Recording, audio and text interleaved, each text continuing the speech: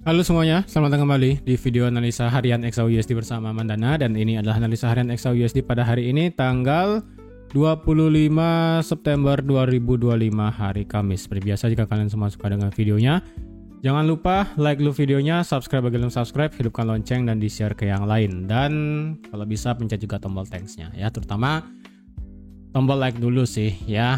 Banyak yang nonton tapi nggak nge-like, saya juga heran. Oke. Jadi kemarin bagaimana ya? Di analisa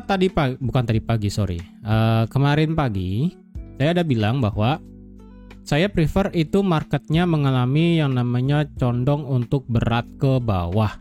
Dan pada saat sesi live stream pun saya lebih prefer untuk mengatakan untuk market itu bergerak condong ke bawah. Bahkan di penghujung sesi live stream kemarin ketika market itu masih di harga 3769, saya masih bilang ini lebih berat condong ke bawah. Saya pun tidak nekat untuk ambil sell karena strukturnya itu pada saat jam selesai live streaming itu masih jelek sekali. Bahkan 3 jam ya, 4 jam setelah sesi live stream itu memasuki jam New York itu marketnya masih jelek ya kan. Ini bayangin nih dari jam 9 ya. Ini marketnya masih di tengah-tengah. Kemudian di sini mulailah jam 10, jam 11, 12, 13, 14. Ya, 14 lagi jam 2 sampai jam 2 dini hari. Jadi bayangin dari startnya dari jam 10 ya. Jam 10 ini sebenarnya masih belum kelihatan. Nah, startnya itu dimulai dari bukan jam 9, jam 10, jam 10, jam 11, jam 12, jam 1, jam 2 sampai jam 2 dini hari, marketnya itu beneran drop sampai ke area demand yang sudah saya kotakkan. Jadi kemarin berarti sesuai ya apa yang sudah saya bilang juga bahwa ini lebih berat condongnya ke bawah. Apakah saya ada ambil sell? Ada. Ya, saya ada ambil sell tapi saya tidak infokan ke grup karena untuk sell kemarin itu saya ada sell di kisaran harga di sini ketika terjadi change of character dari segi time frame H1-nya sendiri di sini ya. Saya ada ambil sell di sekitaran harga 3769 dengan stop loss-nya lumayan besar ya. Berapa nih? 69 sampai di sini 100 pip dengan take profit saya itu adalah sampai di 3750 yaitu sampai Asia low-nya. Ya. Apakah saya kena take profit? Kena. Tapi apakah saya begadangin? Enggak. Jadi kemarin pada saat marketnya itu turun pada saat news ya. Pada saat news, kalau kalian lihat kemarin, ini kan data dari newsnya kemarin malam itu kan hebat sih ya. Ini luar biasa ekstrim. Beda lagi anggaplah 200.000 ya. Ini data sebelumnya 664, kemudian ini 6,5, keluarnya 800.000. Nah, pada saat keluar newsnya itu, ini kan jam 10 ya, 15 menit setelahnya kok marketnya nggak gerak-gerak gitu kan. Kemudian saya tunggu lagi 30 menit setelah news kok nggak turun-turun. Akhirnya saya close parsial di sekitaran 3755. Kemudian sisanya saya biarin ya karena saya nggak mau begadang. Jadi akhirnya ya udah ini beneran turun terus sampai ke bawah. Bahkan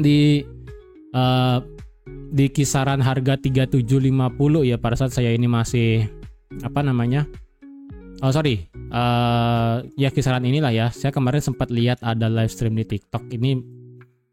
Saya juga heran kenapa mereka banyak yang nge-buy di sini ya. Di sini nih banyak yang nge-buy di sini. Kenapa banyak yang nge-buy di sini? Kalian jangan sampai ada yang nge-buy di sini ya. Karena kemarin sudah saya bilang ya, kalau memang marketnya itu mengincar dan lebih berat ke bawah, ini Asia low. Asia low kemarin ini kalau dibilang di sweep iya. Di sweep benar, marketnya mental benang. Kemudian dia ngincer London low. London low apa yang terjadi? Dia close di bawah. Dan kemarin saya udah bilang ini adalah pertahanan terakhir. Dan kalian bisa lihat sendiri H1 justru close di bawah ya. H1 justru close di bawah area demand pertahanan terakhir. Jadi sebenarnya kalian tidak ada reason buat ambil buy kisaran 40. Kecuali kalian begadangin sih ini ada reasonnya nge-buy di sini ya. Dengan H4 demand-nya di sini ya ada reasonnya untuk nge-buy. Tapi kan kalau nge-buy dari harga 3745 kemudian sekitaran sini lah, apalagi juga demand ini sudah jebol per jam 11 ini kan nggak ada reason nge-buy, nggak ada reason buat nge-buy. Nge-sell pun ya mungkin kalian bisa nge-sell tapi itu sedikit advance ilmunya, langsung bisa nge-sell drop ke bawah seperti itu. Nah sekarang dengan kondisi seperti ini Dengan dia sudah mantul dari demand H4, sekarang pertanyaannya adalah apakah kita sudah bisa untuk ambil posisi tembak swing atau apakah ini masih bisa lanjut bearish atau mungkin adalah ini stagnan. Oke. Nah, sekarang kita lihat dulu dari segi fundamentalnya ya. Lebih tepatnya dari kalender seperti biasa hari Kamis ya. Hari Kamis nanti malam kita akan ada yang namanya final GDP. Biasanya itu ada unemployment claim. Untuk unemployment claim sendiri diperkirakan akan naik dari 231 ke 233. Kemudian dari final GDP ya ini kita sudah tahu ya, kemarin pada saat preliminary GDP itu angkanya sudah bagus di angka 3,3%, jadi ya ini sesuai sih 3,3. Kemudian dari segi core durable goods order diperkirakan akan turun ke teritori negatif, sedangkan dari segi durable goods order juga akan diperkirakan masih negatif walaupun sebelumnya ini minus 2,8. Jadi kalau dilihat kemungkinan datanya nanti malam ini adalah mix. Nanti malam kita akan juga ada beberapa member FOMC yang ngomong lagi. Ini ada 1, 2, 3, kemudian di sini ada existing home sales. Kalau existing home sales di sini saya rasa tidak terlalu dampaknya tidak terlalu kenceng. Karena kalau saya pribadi kalau ngelihat sektor properti adalah lebih baik kita melihat penjualan rumah baru dan housing start. Ketika housing start dan new home sales-nya itu turun, nah itu yang menjadi masalah. Jadi kalau existing home sales dan juga pending home sales saya rasa tidak terlalu berdampak. Walaupun ini warnanya orange, tapi kalau dari segi properti saya lebih memilih untuk fundamentalnya ataupun kalender ekonominya adalah housing start dan juga new home sales. Terus dini hari seharusnya sih nggak ada Powell sih ya. Bukan Powell, apa namanya? Oh, ada lagi satu Fed di sini yang ngomong. Oh, banyak ya. Wah, di sini berarti total ada berapa ini nanti malam? Ada 1, 2, 3,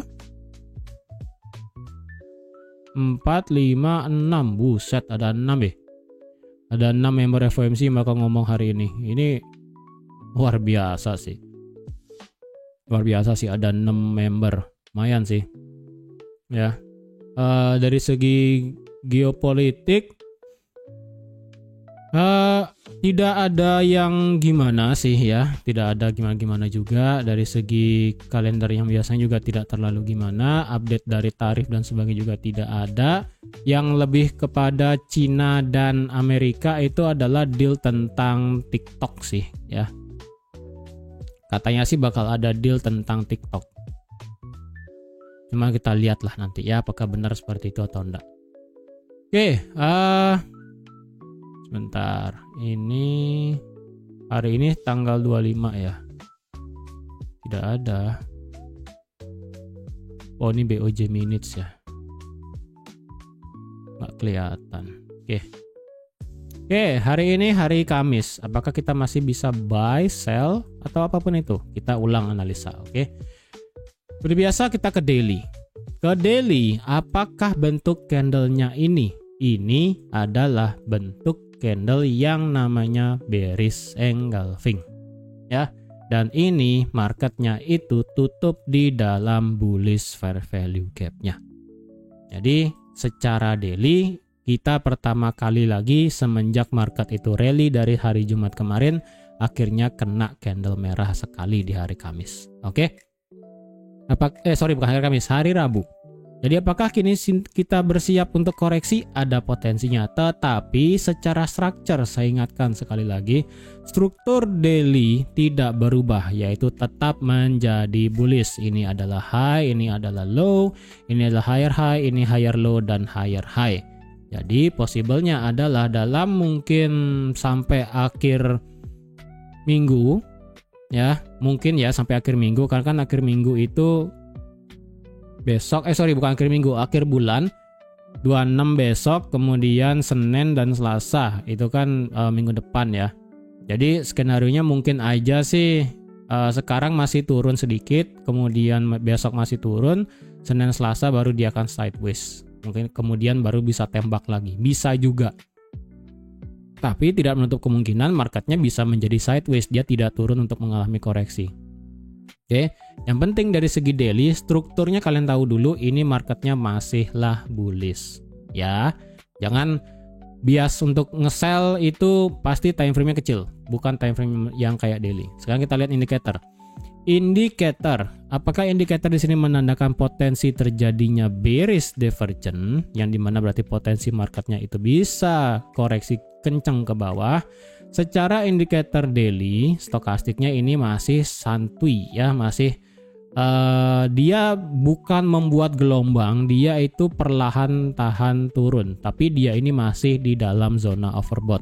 Dan secara RSI ini potensialnya ada menjadi divergent, hanya saja RSI-nya itu masih belum keluar dari zona divergent. Jadi ini belum dipastikan sebagai yang namanya bearish divergent dari segi daily. Karena ingat strukturnya ini masih bullish. Ya. Sekarang kita lihat candlenya tadi. Di sini adalah kalau bisa saya lihat ini marketnya itu sudah tutup di dalam bullish fair value gap dan tutup juga di bawah low di hari Selasa. Hari Selasa itu adalah low di 3736,5 dan kemarin penutupannya adalah di 3735. Ya. 3735. Jadi di sini bisa dikatakan ini sebagai OB bahasanya, ataupun sebagai area supply bahasanya, ataupun sebagai apapun ini, karena bentukannya di sini sudah ngebentuk yang namanya bearish engulfing ya, walaupun bedanya itu adalah cuma 10 pip doang sih ya. Beneran beda 10 nih. Ini 36,5, ini 35,5. Beda cuma 10 pip doang. Ini kalau dibilang bearish engulfing iya. Ya, ini kalau dibilang bearish engulfing iya. Tapi apakah perfect banget? Ini samar-samar. Karena kalau kalian begini ya, ini kalau saya hilangin garisnya, memang secara kasat mata ini ya tipis banget lah ya. Tipis banget nih jaraknya. Jadi bisa secara teori dikatakan iya. Tapi kalau secara kasat mata ini agak sedikit tipis sekali, kayak market itu gimana ya rasanya. Nah, tapi karena ini kalau kita lihat secara presisi marketnya itu sudah tutup di bawah 3736, berarti ada korelasinya ini marketnya bisa lanjut turun. Dan ditambah dari segi daily marketnya itu tutup di dalam bullish fair value gap-nya. Yang dimana kecenderungannya adalah kalau market itu tutup di dalam bullish fair value gap, kecenderungannya adalah market itu bakal mengalami yang namanya pullback lebih dalam. Ya, pullback lebih dalam. Berarti pullback sampai mana? Kalau dilihat berarti ini adalah 3707. Ya, kemungkinan sih ya, sekali lagi ini kebiasaannya untuk XAUUSD adalah ketika dia ini ingin meretest suatu resistance become support, itu biasanya nggak perfect amat. Ya, biasanya itu nggak perfect amat. Jadi kalau versi resistance become support di sini adalah 3707. Pelajaran yang kita ambil dari kemarin-kemarin yang dimana selalu retest itu tidak perfect, berarti mungkin di sini adalah sampai 3710 atau enggak 3711 ke depannya. Kemungkinannya sih ya mungkin ekstrim sampai bukan ekstrim, toleransi mungkin sampai 3712. Walaupun di sini 3707, ini kemungkinan hanya akan turun lagi sampai 3712 baru dia akan mental lagi sekali. Bisa saja seperti itu, tapi tidak untuk kemungkinan ya, karena ini daily fair value gap-nya itu ditutup di dalam. Kemungkinannya ini juga bisa bukan tembus, semakin dalam ke bawah. Jika ini semakin dalam ke bawah, berarti ya udah market ini akan mengejar demand ekstrim dari segi daily. Ya, demand ekstrim dari segi daily. Tapi sih saya nggak mengharapkan ini sampai ke demand ekstrim daily sih. Karena kalau sekarang berarti kita bisa pakai Fibonacci untuk mengukur sampai mana kalau dilihat dari koreksi. Kalau dilihat dari segi Fibonacci-nya, 50% ini adalah 3709 dan mepet dengan 3707. Sebenarnya 3728 di sini adalah 38,2. Jadi, apakah dengan 38,2 ini marketnya sudah kena ada potensial marketnya bisa naik? Keputusannya adalah hari ini dan besok soalnya. Karena problemnya cuma satu, di sini marketnya itu tutup di dalam fair value gap. Yang dimana, sekali lagi kebiasaannya kalau ada fair value gap dan marketnya itu tutup di dalam, akan terjadi pullback lagi lebih agak dalam. Jadi kalau dilihat, Ya, ini 3707, 50%-nya adalah di 3705 ya. Berarti kemungkinan sampai 3709 baru marketnya bisa mental lagi juga bisa. Tapi tidak menutup kemungkinan juga dia hanya sampai 38,2 lagi sekali untuk ngetes, baru dia bisa naik lagi. Itu juga bisa. Ya. Jadi intinya kita tetap bullish dari segi daily, adapun penurunan itu kita tetap ambil posisi buy. Justru itu akan mendapatkan kita harga diskon yang bagus. Ya. Jadi seperti itu dari segi daily. Saya sih nggak mengharapkan market itu turun sampai ke demand ekstrim sih. Saya sih nggak pengen ya. Tapi kalau misalnya itu terjadi, ya udah kita akan barbar untuk ambil posisi buy di sini. Ini adalah peluang terakhir untuk tembakan jauh. Ya, ini peluang terakhir. Untuk yang di atas-atas ini ya oke lah, bisa tipis-tipis gitu kan. Tapi kalau sudah sampai sini, ini wajib agak sedikit barbar. Dan semoga ini masih bisa naik gitu kan sampai akhir tahun. Oke. Terus selanjutnya bagaimana ya? Saya hapus dulu ya. Karena itu sudah selesai dari segi daily. Sekarang kita ke H4. Ke H4, strukturnya bagaimana? Well, secara H4 kita itu yang namanya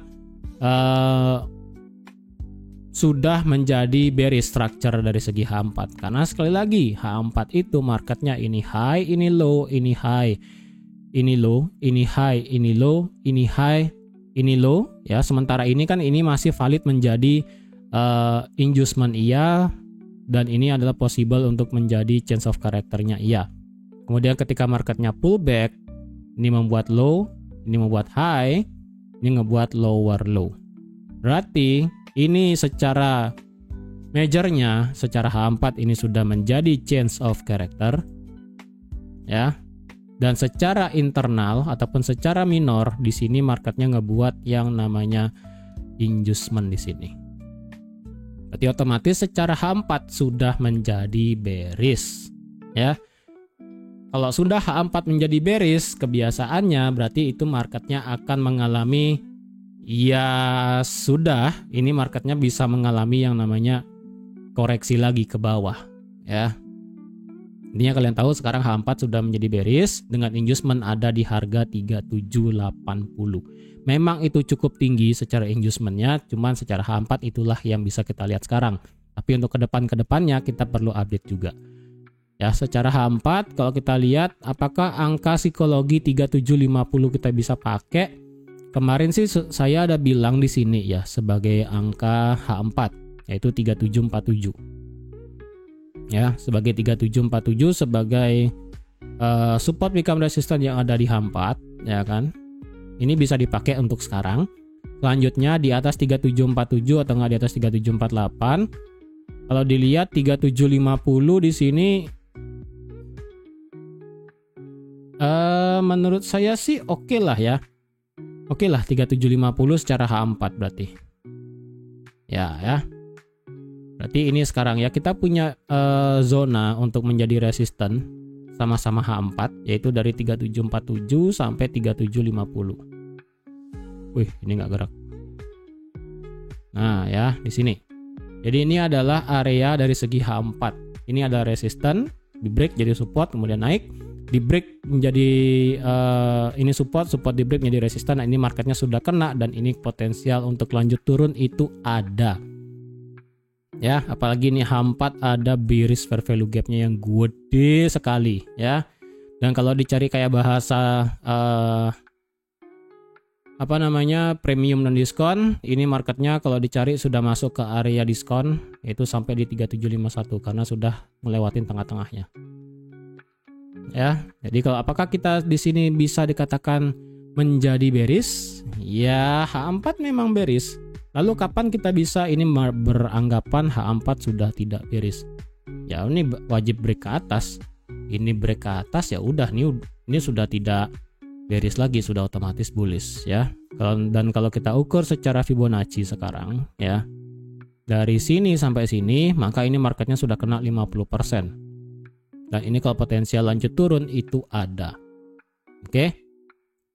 Kalau dilihat lagi secara H4, kayaknya sih hari ini saya tadi lihat di MetaTrader itu harusnya hari ini kita ada gap ya.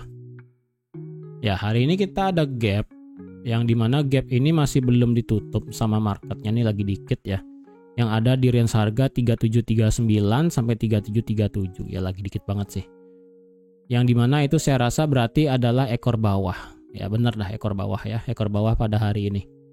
Berarti ekor bawahnya ini ada di harga ini 3735. Oke, kita balik ke H4 dulu ya. H4. Nah, ini kalau dilihat memang ini adalah rejection-nya gede dan panjang sekali. Karena kenapa ini dia di reject ya? Karena sekali lagi ini area rally base rally-nya ataupun sebagai area demand-nya, sebagai OB-nya ya, apapun lah sebutannya itu ya.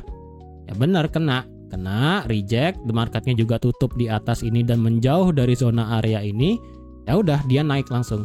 Nah, berarti sekarang ada dua tembok yang menjadi penghalang kalau market itu antara dia milih turun atau mau lanjut naik.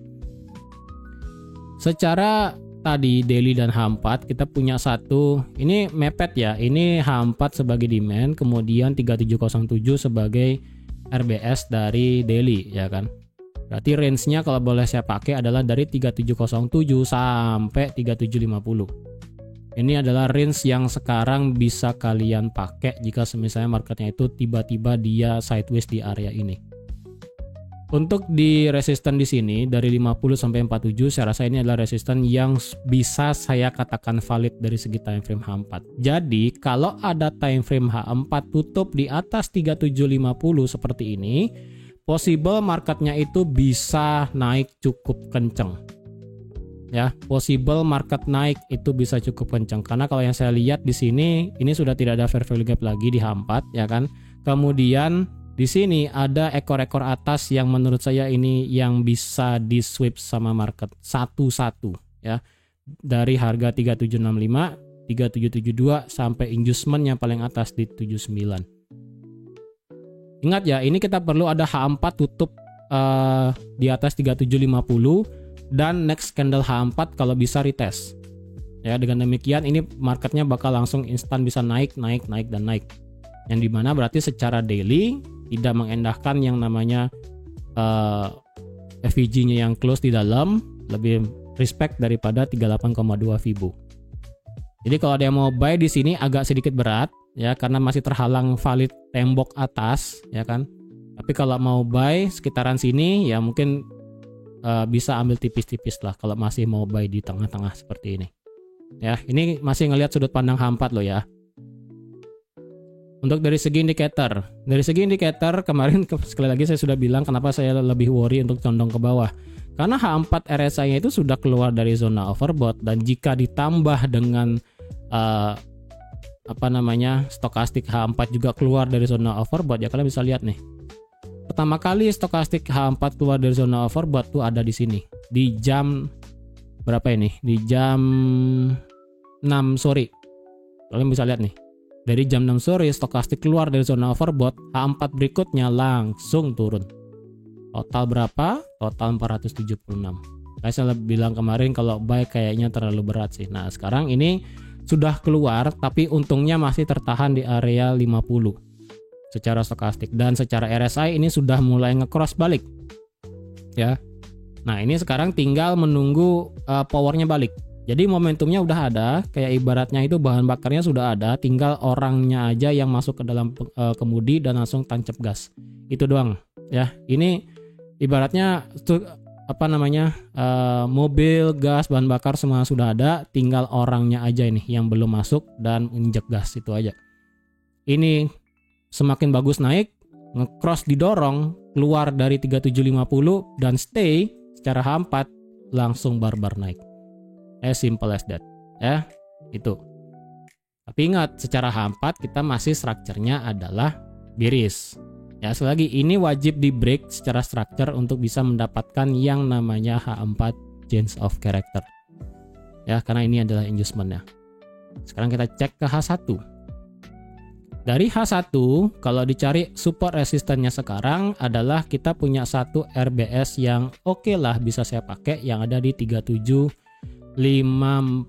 Mungkin saya pakai angka cantik ya, 3755 lah. Di sini ya, secara H1. Jadi kalau ada H1 juga tuh, jadi ini ya kombonya harus dapat nih. H4 tutup di atas 3750 plus H1 tutup di atas 3755. Udah sih. Naik ya, naik, retest entah di 54, 55 atau nggak retest 50, terjadi change of character di sini, ini ngebabat naik sih. Karena kalau dilihat di sini sekarang area supply-nya itu sudah dites sebanyak 3 kali. Jadi kalau marketnya balik lagi naik ke teritori ini, saya rasa ini sudah tidak terlalu kuat.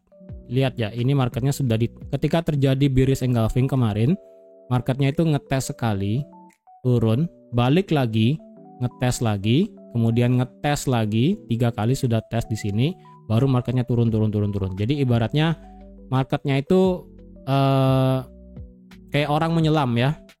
Ngambil napas, pemanasan turun, ngambil napas, turun untuk pemanasan kedua kali, sebelum akhirnya ngambil nafas lebih panjang, baru marketnya menyelam ke bawah.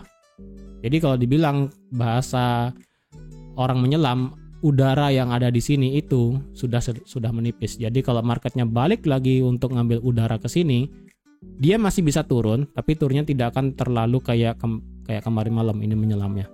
Itu aja sih. Ya. Ini sih, saya lebih prefer kayak begini marketnya. Kalau kayak gitu, apakah kita bisa buy? Ya, problemnya cuma satu. Hari ini kita masih ada gap nih di sini 3735, yang dimana nggak tahu nih, apakah nanti sesi London marketnya turun untuk ngisi gap, baru marketnya bisa muter balik naik, ya itu bisa terjadi. Atau mungkin malah sesi London itu marketnya naik dan naik terus sampai sesi New York, itu juga bisa. Ya, itu juga bisa. Kalau dilihat di sini. Ini kan sesi ini New York low berarti ya, after lunch. Ini adalah New York low after lunch. Ya, ini New York low lah saya bilangnya ya, gampang ya.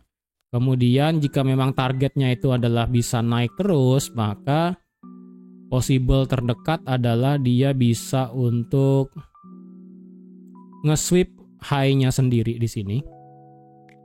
Ya, di sini karena ini adalah New York high, berarti ini adalah New York high dan ini inducement di sini adalah London high. Ya, berarti ada 2 ya. Dan so inducement iya, kemudian plus London high. Nah, jadi kalau dia memang targetnya untuk nge-sweep New York high-nya kemarin, possible berarti dia bisa lanjut nge-sweep London high di sini. Nge-sweep lagi London high di sini, udah sih dia bisa lanjut naik untuk nge-sweep London high yang paling tinggi all time high-nya di sini. Menurut saya sih ini sekalinya lewat ya inducement di sini, marketnya langsung tembus all time high. Tapi apakah itu bisa terjadi pada hari ini? Kayaknya agak susah sih. Karena sekali lagi skenario terburuk adalah ini marketnya dari 3707 sampai 3750. Dia naik, kena, turun lagi, naik lagi, dan sideways. Ataupun skenario yang paling buruk adalah dia naik kayak begini ya. Dia naik, turun bener ngisi gap, kemudian dia naik, tapi nggak jadi naik nih. Justru dia turun lagi, kayak begini nggak jelas. Nah udah, hancur dia di area 3750. Udah ini skenario yang paling buruk, yang dimana saya nggak pengen. Sideways-nya itu bikin dia hancur. Semua level-level itu nggak di-respect. Naik ke 55, turun lagi ke 45, naik lagi ke 55, turun lagi ke 35, 30, naik lagi kayak begini. Wah, ini hancur. Kalau udah terjadi skenario kayak begini, ini bakal susah sih. Literally susah untuk bisa di trade. Itu aja. Ya. Gampangnya kan begini ya. Kalau kita lihat gampang marketnya kayak begini. Apakah market memberikan kita kesempatan kayak begini? Ya, bisa aja. Ya. Bisa juga kayak begini, naik, turun. Yang ini kita bilang ya skenario buruknya. Tapi buruk sih masih mending ya karena dia sideways.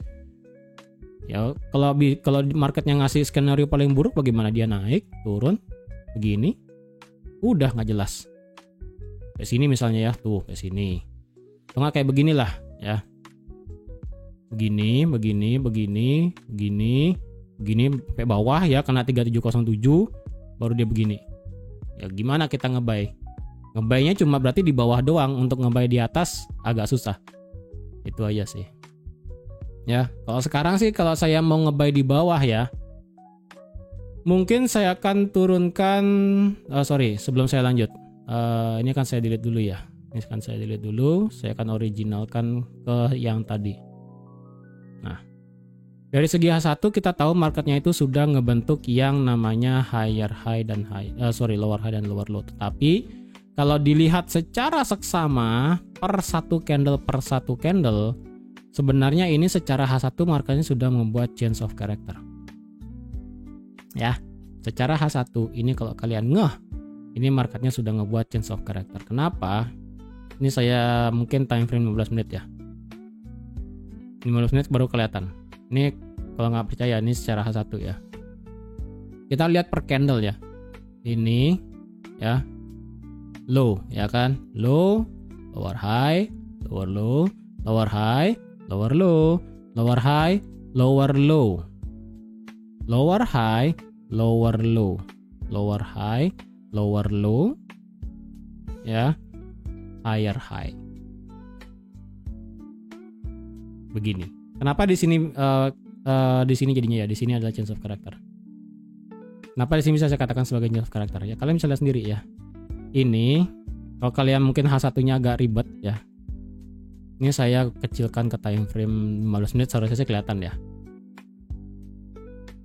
Dah. Ya. Ini justru 15 menit sih lebih ketara change of karakternya di sini. Agak beda. Ya, tapi kalau versi H1 atau enggak M30 deh kayaknya. Ya. Kenapa ini bisa saya katakan sebagai lower high-nya? Ya karena kalian bisa lihat sendiri nih. Low yang ada di sini, ya, low di sini 3732. Sedangkan low akibat lower high di sini itu tidak menembus dari sini. Ya, dari 3732. Dia berhenti di 3732,32. Beda lagi 0,1 poin. Kayak di sini di H1 pun kalian bisa lihat juga bedanya gitu ya. Nih, di sini dan di sini.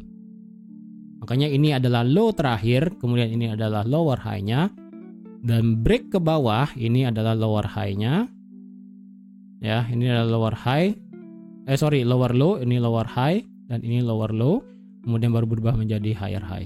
Otomatis di sini H1 sudah change of character, dan di sini H1 ada bullish fair value gap kecilnya. Jadi kalau kalian ada yang mau ambil nekat buy, skenarionya adalah ini H1 sih ada 2 ya di sini. Ada 2 skenario untuk bisa buy. Secara H1 ini marketnya itu ini high ya. Ini secara H1 marketnya masih ngebentuk high ya. Ini kan tadi saya udah bilang ini dia low, lower high dan lower low lah ya, di sini langsung tarik, dan di sini marketnya ngebuat high. Kenapa high di sini tidak bisa saya ngebuat high di sini tidak ada higher low-nya. Jadi otomatis kita ngebuat high di sini langsung. Ya, high di sini. Jadi potensial market itu secara H1 bisa ngebentuk higher low yang baru adalah bisa untuk ngetes change of character dan fair value gap kecil di sini, atau dia bisa untuk ngisi ekor bawah dulu. Tadi ada gapnya ya kan, di sini adalah fair value gap terakhir antara 2 itu ya, antara di sini atau di sini, di sini atau di sini. Nanti kalian ambil posisinya, nanti kecilkan ke time frame 15 menit atau 3 menit, terjadi change of character lagi, nanti kalian bisa ngebuy. Tapi perlu presisi ya. Ingat, ini soalnya H4-nya masih bearish. Time frame besar masih bearish. H4-nya aja tapi ya. Tapi secara H1 ini sudah mulai bullish. Hanya saja daily entah dia bakal retest lagi atau gimana. Tapi kalau saya pribadi sih kalau mau ngebuy saya akan tunggu di area itu tadi ya. Entah di sini ya. Entah di sini saya akan ngebuy atau saya akan ngebuy di sini setelah gapnya ini ditutup. Atau ya udah kayak tadi yang sudah saya bilang, yang ngebreak di atas 55 54 baru saya akan ngebuy juga di sini. Untuk nge-sell saya rasa ini kesempatan terakhir nge-sell sih. Tembok ini atau enggak 55. 50 atau 55 adalah tembok terakhir untuk seller. Jadi kalau tembok 50 dan tembok 55 ini gagal nge-break low yang di kemarin pagi, otomatis nih marketnya justru secara H1 yang tadi saya udah bilang lebih condong ngebuat higher low sebelum ngebuat higher high lagi. Bisa seperti itu. Oke. Jadi saya rasa sekian dulu untuk analisa XAUSD pada hari ini. Ingat ya, kita sih hari ini kita masih ada news. Final GDP, unemployment claim, durable goods order, banyak lah di sini ya. Dan ditambah dengan ada member FOMC yang ngomong. Jadi kalau kalian ingin trade, hati-hati ketika memasuki market New York. Jadi kalau mau trade pada hari ini, silahkan, hanya saja ingat diatur posisinya. Jangan sampai yang saya share di Discord itu ya. Ini saya nggak ngerti kenapa orang-orang itu masih ada yang trade kayak begini nih ya. Buset, ini kalian bisa lihat nih, ada yang harga dari 53, ini juga ada dari harga 60 ngebuy-nya. Bayangin tuh, ngebuy dari harga 60 keseret sampai ke 18. Wah, apa nggak sakit jiwa itu ya. Ini ada yang ngebuy juga di atas nih dari 55. Ini jangan, kalau bisa jangan kayak begini ya. Tapi kalau kalian begadang dapat di harga ini ya, kalian bom di sini, barbar di sini sih ya nggak masalah. Nah, untuk sekarang karena marketnya sudah terlanjur mental naik, jangan ngebarbar lagi ya. Untuk misalnya ini ngebuy di sini ya seperlunya aja. Tetap jaga resikonya, jaga pakai risk management ataupun money management. Silakan pilih ya. Jangan sampai terlalu barbar. Even itu kalian 0,01 ya. Karena dengan 0,01 pun itu bisa banyak kalau kalian terlalu banyak open posisinya. Tapi kalau kalian modalnya itu $1 juta ya saya no comment sih. Modal kalian $1 juta, open lot 0,01 ya, mau kalian bikin benang rajut nelayan sampai drop alah berapapun itu ya silahkan. Tapi kalau kalian masih modalnya biasa, ingin tradingnya yang benar, maka ya psikologi tradingnya ataupun risk management tradingnya jangan sampai kayak gitulah ya. Jadi sekian dulu untuk hari ini, terima kasih semuanya dan sampai jumpa lagi di analisa harian XAUUSD selanjutnya. Bye bye.